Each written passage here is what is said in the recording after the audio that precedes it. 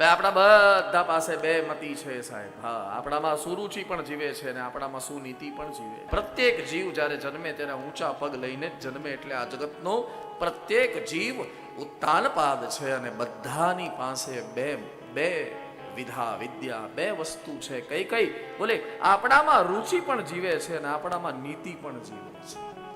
આપણને રુચિ બહુ વાલી લાગે. રુચિનો અર્થ છે આપણને જે ગમે છે ને ઈ.